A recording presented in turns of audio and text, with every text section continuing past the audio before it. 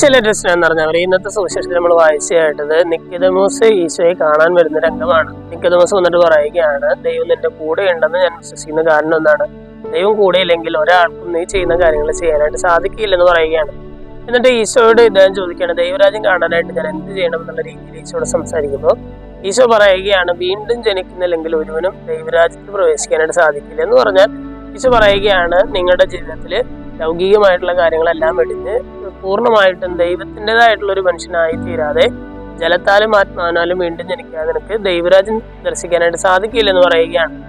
അത് ലേഖനഭാഗത്തിൽ പൗലോസിലേക്ക് കൊളോസ്യർക്ക് എഴുതിയ ലേഖനത്തിലൂടെ പൗലോസ്ലീഹയും ആ സഭയോട് പറയുന്നത് ഇത് തന്നെയാണ്, നിങ്ങളിൽ ഭൗമികമായിട്ടുള്ളതെല്ലാം നിങ്ങൾ ഉപേക്ഷിക്കണമെന്ന് പറയുന്നത്. എന്ന് പറഞ്ഞാൽ ദൈവരാജ്യം നേടണമെങ്കിൽ അല്ലെ ദൈവത്തിന്റെ സ്വന്തമാകണമെങ്കിൽ നമുക്കൊരു വീണ്ടും ഒരു ജനനം ആവശ്യമാണ്. ലൗകികമായിട്ടുള്ള കാര്യങ്ങളെല്ലാം വെടിഞ്ഞ് ആത്മീയമായിട്ടുള്ള കാര്യങ്ങളിൽ ശ്രദ്ധിക്കുന്ന ഒരു പുതിയ മനുഷ്യനായി തീരണമെന്ന് ഇന്നത്തെ വചനഭാഗങ്ങൾ നമ്മൾ ഓർമ്മിപ്പിക്കുകയാണ്. സ്നേഹമുള്ളവരെ, ഇന്നത്തെ വചനഭാഗങ്ങൾ കേട്ട് കഴിയുമ്പോൾ പുതിയൊരു ജീവിതത്തിനായിട്ട് അല്ലെങ്കിൽ പുതിയൊരു തുടക്കത്തിനായിട്ട് നമുക്ക് പരിശ്രമിക്കും. പ്രത്യേകിച്ച് നമ്മൾ പെന്തക്കോസ്ത് തിരുനാളിനായിട്ട് നമ്മൾ ഒരുങ്ങിക്കൊണ്ടിരിക്കുന്ന കാലഘട്ടത്തിൽ നമ്മുടെ ജീവിതത്തിൽ ലൗകികമായിട്ടുള്ള കാര്യങ്ങളെല്ലാം മോശമായിട്ടുള്ള കാര്യങ്ങളെല്ലാം ഉപേക്ഷിച്ച് പുതിയൊരു മനുഷ്യനായി തീരാനുള്ള ഒരു കൃപയ്ക്കായിട്ട് നമുക്ക് പ്രാർത്ഥിക്കാം.